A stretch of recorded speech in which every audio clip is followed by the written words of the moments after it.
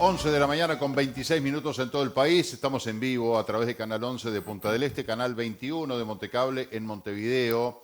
Ahora vamos a recibir a nuestro próximo invitado, que se llama Ricardo Caramanauquian. Nosotros le contábamos la historia que nos quería plantear Ricardo respecto a la violencia doméstica. Ricardo, bienvenido a la mañana del 11. Buenos días, muchas gracias por la invitación. La idea es que Ricardo cuente lo que está viviendo él desde una situación de violencia doméstica desde hace mucho tiempo por parte de su esposa, su ex esposa, madre de sus dos hijos, y que, bueno, la idea es que él nos cuente todo lo que ha tenido que vivir y que saquemos nuestras conclusiones más allá de preguntas que le podamos hacer, pero el interés es que él nos cuente cómo se vive una situación de violencia desde otro lado, porque vemos por lo general que el hombre es el violento, el agresor, el que no paga la pensión. El hombre es el desprolijo, lamentablemente en la mayoría de los casos es real. Y en la mayoría de los casos la mujer es la víctima de todas esas cuestiones de la violencia, del abuso, del no pago de una pensión para los hijos. También es verdad. Eso lamentablemente tenemos una realidad. Pero las minorías también existen y es lo que reivindicamos nosotros. Estaríamos frente a un caso, el de Ricardo, de esas minorías que están sufriendo la violencia doméstica sin haberla ejercido. ¿Cómo podemos empezar el cuento, la historia, Ricardo? Bueno, comenzamos que de por sí la propia ley, la 19.580, la propia ley es violenta, porque desde el momento de que no somos iguales ante la ley, o sea, tan solo la palabra de la mujer alcanza y es suficiente para ser culpable, ya ahí arrancamos, ¿verdad? Bueno, yo sufrí muchos años, empezaron los problemas de dinero en la casa, faltantes. Esto arrancó año 2012. Esto arrancó en el año 2012. En ese momento, ¿los hijos qué edad tenían? Uno tenía 3 y el otro tenía 10. 3 y 10. Año 2012. Faltaba dinero. Faltaba dinero. De una cuenta común que tenían en casa. Exacto. Porque no querían saber nada con los bancos después de la tablita, después del año 2002 de la crisis, dijeron banco nunca más, la plata en casa. La familia lo sabía, utilizaban de allí para los gastos del hogar. Por supuesto. Como es una sociedad conyugal, no importa quién gane más o menos, ese dinero va a una fuente común y cuando se precisa, se usa. Pero también se llevan cuentas que se gastó. Empezó a haber faltantes de dinero, preguntaba en qué lo había gastado, no te importa, problema mío. Esa era la respuesta. Por allá, un 28 de julio del 2012, tengo un problema en el cual necesité sacar dinero de los recursos. Bueno, ahí me encontré con un faltante muy grande de dinero. Le pregunté qué había hecho con el dinero. La respuesta fue la misma, no te importa, problema mío. Le dije que la iba a denunciar. Ella me dice que ella ya había averiguado, que la denuncia en el matrimonio no existe, que si yo la denunciaba, se iba a dar contra el filo de la puerta y me iba a mandar preso. Ese fue el comienzo. En ese momento mi hijo menor no tenía expectativa de vida, tenía un problema muy serio que no tenía expectativa de vida, y bueno, se tornó una situación muy difícil. Pasaron años, viví todo tipo de agresiones, amenazas. ¿Ella le pegó? 2 veces me amenazó con un cuchillo, una vez me tomó golpe de puños. El tema que tenés es, vos vas a denunciar a la seccional, vos te tenés que ir automáticamente de la casa. Aparte, estaba la amenaza previa, si vos vas y me denunciás, yo me golpeo contra el filo de la puerta, te mando preso. ¿Y qué hace el hombre ante esa violencia ejercida por la mujer? ¿Qué hacemos? Ella después me provocaba al máximo nivel para que yo reaccionara, yo jamás reaccioné, y bueno, hice una denuncia directa a un juzgado con un certificado médico que decía lumbalgia, y porque dice que yo la corrí de la cama. Bien, el asedio, el destrato era permanente, la provocación, sospeché, le pedí a mi abogado que averiguara, me pasó el número de expediente, tenía una denuncia directa en juzgado, y bueno, yo la seguía. Unos días antes de tener esa primera audiencia, esta señora se presenta en la seccional diciendo que yo le di un puntapié, hacen pase a forense, un certificado, posible fractura de coxis. Posible. Mentira, inexistente, no tenía nada, no había recibido ningún golpe, pero imagínense, voy a una audiencia donde se me cercioraron por completo los derechos, donde me destrataron como lo peor, me tuve que retirar de mi casa. Así como me retiré de mi casa, empecé a tener una denuncia por semana. ¿Los hijos se quedaron con ella en la casa? Sí. Una denuncia por semana. ¿Por qué motivos? Bueno, por lo inimaginable. Porque yo me enteraba en la seccional. Porque cuando tú no haces nada, no tenés ni idea. Bueno, llegué a tener denuncias hasta por el cartel del nombre de la casa. O sea, que le prendí fuego al fondo de la casa. Indescriptible. ¿Hay algún problema de salud mental, de medicación, de psiquiatría, de algo de parte de su ex esposa? A nivel familiar, sí. Hay una hermana que sí, que tiene grave. Pero ella no tiene antecedentes de nada. No, que sepa no. Bueno, vienen todas estas denuncias, usted se tiene que ir de la casa. Me construyo un pequeño apartamento en la casa de mis padres para poder vivir, pero como estaba a 441 metros y la reiteración, vamos a ver si no entendemos, una por semana, yo no llegaba a contestarla cuando yo tenía otra y otra. Les decía, está usando el sistema, lo va a seguir haciendo, me está causando un daño moral, un daño de perjuicio económico. Nada. En el juzgado ni bolilla. Palo. Cambia la ley, porque arranqué con la ley vieja, cambia la 19.580. Bueno, juzgado penal, juzgado civil, penal. Cuando vuelvo a ir presento un audio de 8 minutos pasado a papel donde estaba cómo amenazaba a mi hijo, lo que tenía que hacer contra mí, cómo confesaba que me robaba el dinero y se lo daba a otros hombres. O sea, alienación parental, lo que se llama cuando un padre le llena la cabeza al hijo en contra del otro padre. Bueno, ese documento me costó la tobillera. Ahí le pusieron una tobillera. Ahí me pusieron la tobillera. ¿Y por qué la tobillera? Porque, a ver, usted lo acaba de decir, si usted no hizo nada, primero que usted va con la frente en alto en juzgado, ¿no? Y segundo, cuando le van a poner la tobillera, pero ¿cómo me van a poner una tobillera si yo no hice nada? ¿Por qué lo aceptó? Pero la tobillera te meten en cana. Prueba cero. Pero esa acumulación de denuncias... ¿Todas infundadas? Nunca pudo probar. Bueno, la prueba está hoy día, hace un año que está archivado el expediente. A mí no me encontraron culpa de nada. Le ponen la tobillera. Ahí, bueno, distancia, restricción. Como estaba a 441 metros donde usted estaba viviendo, de donde vivía ella, se tuvo que ir usted. Nuevamente tuve que salir de... ¿Y a dónde se fue? Fui a un apartamento, un amigo que me prestó, el cual también tenía el problema que esta señora salía en el vehículo, como sabía que estaba ahí, y me hacían salir. No pude trabajar más. Piriápolis es muy chiquito. 500 metros son 1000 metros. Son 1000. Ella andaba en vehículo, yo andaba en vehículo. Era imposible. ¿Le pasó de cruzarse con ella en una esquina y tener de frenar en una esquina para dejarla pasar? Sí, con la tobillera. Y la policía lo llamaba a decir, violaste la restricción. No, violaste la restricción, no, pero aléjese inmediatamente. Bueno. Inclusive mi trabajo. Más allá de lo que digan, la policía inmediatamente lo llamaba porque sonaba la alarma de que usted estaba muy cerca de la víctima. Sí, no siempre. Bueno, entonces pasa ese tiempo, usted sigue viviendo de esa manera, se va a la casa de un amigo, ¿cómo sigue todo? ¿Los hijos siguen con ella? Siguen con ellas. En el 2018, en los primeros días del 2018, en una audiencia en Piriápolis me prohíben ver a mis hijos también. Terminantemente me prohíben.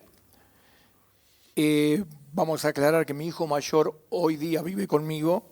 Mi hijo menor, desde el 7 de enero del 2018 al día de hoy, lo vi un día, un rato. Ese hijo usted lo odia porque su mamá biológica, su ex esposa, le lavó el cerebro. Le inculca odio. Cuente lo que pasó con su hijo grande, que hoy tiene 21, cuando usted dijo que se tenía que ir de la casa. ¿Qué le dijo su hijo? Cuando yo vuelvo de la audiencia, me preguntó cómo me había ido. Le dije mal, hijo, en 48 horas me tengo que ir de la casa y no voy a volver más. Ahí mi hijo me dice, papá, ¿y se me puedo ir contigo? Sí, hijo, sos mayor de 12 años, porque si yo me puedo ir contigo tengo algo para contarte, papá. Y bueno, y ahí me dio nombres de personas, de hombres, que estaba saliendo la madre. Había no un engaño, múltiples engaños. Múltiples engaños. Le comunico al abogado, ella se había presentado con Sonta, y llama a Sonta, la atiende la psicóloga de Sonta, no podía creer lo que le estaba diciendo, le retiran el patrocinio inmediatamente. Cuando vuelvo a mi casa siento un pip, le pregunté a mi hijo qué era, dice, es el teléfono que se le rompió la pantalla a mamá, y si compró uno nuevo, y cuando me arrimo estaban los circulitos, me dice mi hijo, eso es ahora online. Pero no estaba rota la pantalla. Estaba quebrada la pantalla, pero el teléfono funcionaba. Y se veía. Y todo lo que estaba haciendo en el nuevo estaba ahí. Al otro día de mañana le envío a mi abogado. Dice, bueno... ahí en el teléfono usted ve un chat en vivo. Todo, sí, online, lo que estaba haciendo con el otro aparato. Y certifico por escribano público, porque no tenía clave ninguna, estaba abierto el teléfono. Y bueno, y ahí en el teléfono apareció el dinero que le daba a estas personas, los chats, apareció todo. Ahí se descubrió completamente todo. Esta información se la dio su hijo a usted. Eso es lo que tenía para decirle. Mirá, papá, acá están los nombres y los teléfonos de los hombres con los que mamá te engaña. Exacto. Qué crudeza.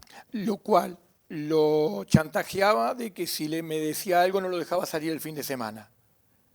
Un niño, 14 años para 15, la situación que estaba viviendo... Más inmaduro todavía, o sea, adolescente. Ahí está. Bueno, después lo volvió totalmente contra mí, que inclusive lo hacía hacer denuncias de que yo me emborrachaba y lo golpeaba a mi hijo. Todo mentira. Todo fue un armado. Que bueno, que la justicia solamente se basaba en la denuncia de la mujer. No importaba la prueba que yo pusiera. Es más, cuanto más probaba, más me castigaban.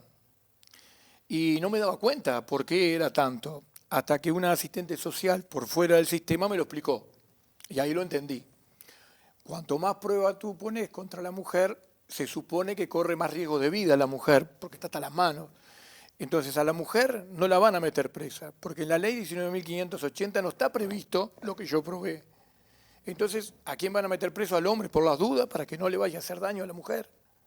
Entonces, hay vacíos legales totales, donde mi intención con esto es que los políticos que hicieron la ley con la mejor de las intenciones se den cuenta que está mal, que no hemos solucionado el verdadero problema del hombre violento, del hombre que comete los actos que comete, porque esa mujer que realmente es golpeada, es destratada, maltratada, no se anima a denunciar porque el sistema está mal, porque está claro de que muchas veces va la mujer, y es verdad, y no le hacen caso. Hemos visto muchos casos de mujeres que denuncian violación de medidas cautelares y mujeres que terminan siendo asesinadas porque el sistema no funciona. Exacto. Tobillera electrónica. ¿Cuánto tiempo tiene tobillera electrónica? 1 año y medio. Ese año y medio su vida, un infierno. Me destruyeron. Perdió todos los laburos, ningún lado lo querían contratar. Usted pidió, por favor, igual póngame un patrullero, pero yo necesito trabajar. Sí. No hubo forma. Usted quedó en Pampa y la Vía. Me hacían ir a los psicólogos del MIDES. Ellos querían que yo me hiciera cargo, por decir así, porque cuando tú no haces el delito, es pedir que te hagas cargo, no asumir la culpa, no, es pedir que te hagas cargo. De ninguna manera, si yo me hacía cargo, enseguida me sacaban la tobillera. De ninguna manera. Yo lo que no hice, lo que hice, lo hice y punto. Bueno, me extorsionaron. ¿Usted nunca le levantó la mano a su No. ex esposa? ¿Nunca hubo un acto de violencia? ¿Nunca nada? No. Ella me provocó para que lo viviera, pero me provocó intensamente. Jamás reaccioné. Al contrario, me iba. La manera de solucionarlo era irme. Me iba y dejaba todo. Las cosas se tranquilizaban. Los psicólogos querían que yo asumiera, no lo hice. Pedí que me cambiaran. Eran los únicos. Hasta que después llegó un momento que me habían dicho que habían cambiado, fui, era el mismo, el hombre se sorprendió de verme con la tobillera. El informe de ellos era lo que la jueza me mantenía con la tobillera, era un informe lapidante. Bien, comunico en una audiencia, la jueza dice, pero ¿cómo? ¿Son ellos los que dicen que usted...? Bueno, la cuestión es que autorizan a mi abogado a ir a hablar con el psicólogo y le pone, usted puso esto, no, ¿quién lo pone? Entonces ahí nos enteramos de que se hace un informe de una parte y se hace un informe de otra parte. Eso se envía a Montevideo y entra a una computadora y el ítem de la computadora saca eso. O sea, se basa en lo que dijo la mujer, lo que dijo el hombre no. O sea, en las mentiras que seguía diciendo. Bueno, ese día yo nunca había visto a mi abogado enojado. Ese día no puede ser que hace 1 año y medio tengan a mi cliente con una tobillera por el ítem de una computadora por las mentiras, porque nunca pudo probar. Bueno, ahí fue el fin de la tobillera. Ahí la jueza decidió sacarme la tobillera. Y bueno, vino otra etapa.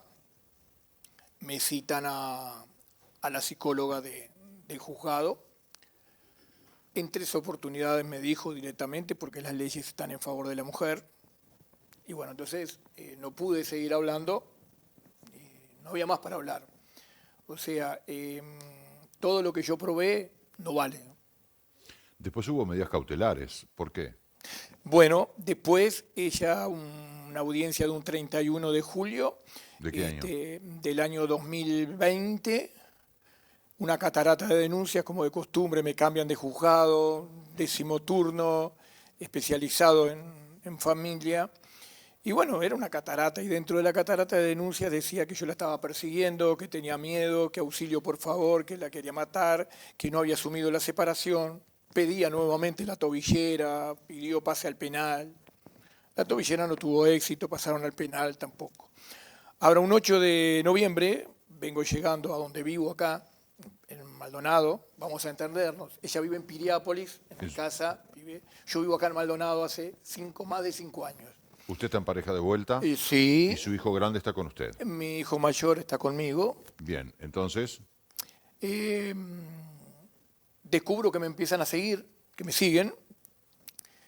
Y cuando voy a entrar a donde vivo, me percato que está estacionando un vehículo, que es un vehículo de la pareja que tenía ella en ese momento. Y bueno, entro, para cuando salgo, ya no estaban.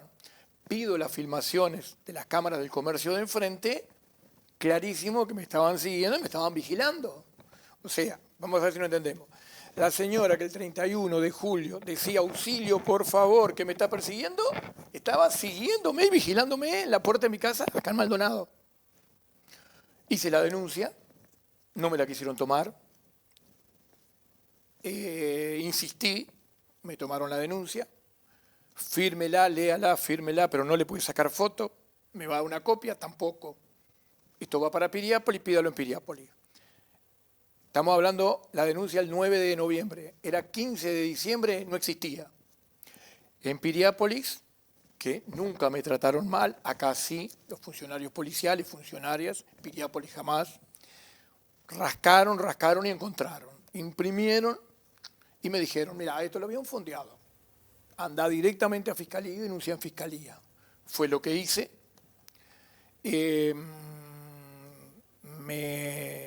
Me dan fecha, ahora voy con un pendrive con las filmaciones. Esta persona que estoy viendo acá es esta persona, sí señora. Bueno, ahí la citaron a ella y a su compañero. Y bueno, ahí le pusieron medidas a ellas, también a mí, 120 días. Pero digamos que fue el fin de las denuncias. No denunció más. No sé qué fue lo que pasó, pero me imagino lo que pasó porque ya era alevoso la falsedad, ¿verdad? ¿Qué se imagina? ¿Qué se imagina que pasó?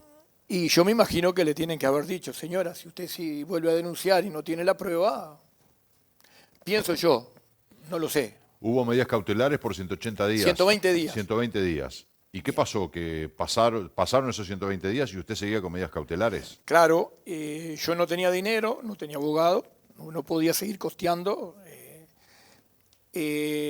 Por allá en febrero el abogado que tengo por otro motivo me dice, no, yo te hago el escrito, no te cobro nada, vamos a hacer un escrito solicitando. Y ahí nos enteramos que me habían levantado las medidas el 22 de julio del 2021, yo me enteré el 15 de febrero del 2022. Nadie me comunicó.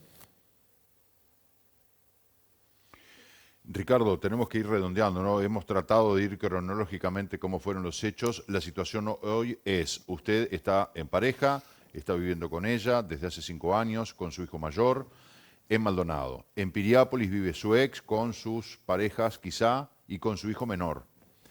Hoy en día usted no tiene ni medida cautelar, ni tobillera, no tiene nada. ¿Su situación laboral se recompuso? No. Es difícil porque la empresa la tengo cerrada. No pude recuperar mi clientela de Piriápolis. Le mandó robar su camioneta llena de herramientas también, ¿no? Bueno, me robaron mi vehículo, casualmente me robaron el vehículo de una manera muy extraña. Hice la denuncia correspondiente. Nunca hicieron una diligencia, nunca investigaron nada, no les interesó. Hasta el día de la fecha, el seguro no me pagó. Estoy en juicio con el seguro. ¿Cuál es su mensaje? ¿Cuál es su reflexión? Porque hemos asistido a un relato de una historia de injusticia, de una historia desde una minoría que de repente por vergüenza o por estigma, que la mayoría de los hombres no se animan a denunciar. Exacto. Cuando son víctimas de violencia porque da vergüenza, porque ¿cómo voy a ir yo? Ese concepto machista ridículo en el que todavía vivimos empantanados. No, estás loco, quedo re pegado, mirá si voy a ir a la comisaría y decir que mi mujer me pega. Entonces hay muchas veces que no se denuncia y por eso hay casos que están fuera del radar de las noticias y de las autoridades. ¿La situación hoy se ha tranquilizado?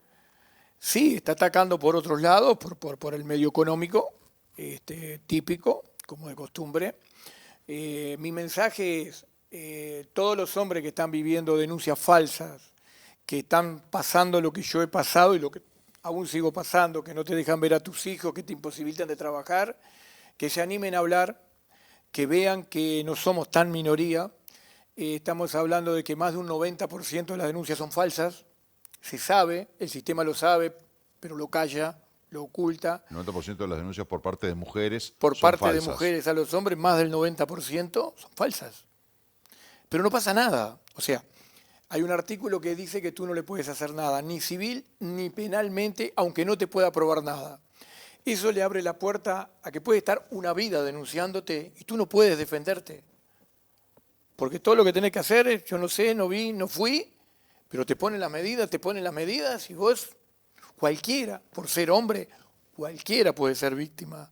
Entonces, mi finalidad es que los políticos que hicieron esa ley con las mejores de las intenciones vean que la ley no está funcionando, que lamentablemente siguen sucediendo hechos que lo vemos todos los días, que es horrible, pero que también esto ahora se volvió un matriarcalismo. O sea, la mujer sabe que tiene todo a favor y lo usa mal. Y no se nos escucha, no se nos atiende. Una cosa es el feminismo, otra cosa es el feminacismo. Exacto. ¿No? Porque tan mal está el feminismo exacerbado como el machismo, o sea, porque si no, estamos cambiando de género, pero estamos aplicando la misma política de avasallar al género opuesto. Esto no es mujeres contra hombres, hombres contra mujeres. Esto se trata de hacer justicia, de que los hombres violentos, abusadores, golpeadores, paguen por lo que hacen. No perdonarles la vida, proteger a esas víctimas, en su mayoría mujeres, pero también reivindicar y proteger minorías como el caso de Ricardo y como tantos otros hombres y tantas otras mujeres que de repente están padeciendo una injusticia porque, bueno, la justicia a veces no llega. Yo le agradezco mucho por la valentía de haber venido acá, de contar su historia, sin pelos en la lengua, sin cortapisas, sin tapujos y, bueno, de alguna manera exponer una realidad que, sobre la cual habrá que trabajar mucho. Sí, y también hay que aclarar de que siempre se le echa la culpa a los jueces, pero los jueces es como me dijo la jueza a mí. Yo sé que están mal las leyes, pero yo acá estoy para hacerlas cumplir. O sea, se están jugando la silla si hacen o no hacen, porque juzgan al juez, al fiscal. No juzgan que la ley está mal. Ese es el hecho. Lo hemos hablado muchas veces, ustedes lo saben, estimados televidentes, con Mateo Fabra, que él dice los jueces aplican la ley. El problema está en el sistema político que redacta las leyes. Exacto. Ahí está el meollo del asunto. Gracias, Ricardo. Bueno, le deseamos lo mejor, que esto se solucione de la manera más justa posible, como debe ser. Muchas gracias. Señoras y señores, tenemos que hacer una pausa. Son las 11:51. Ya venimos.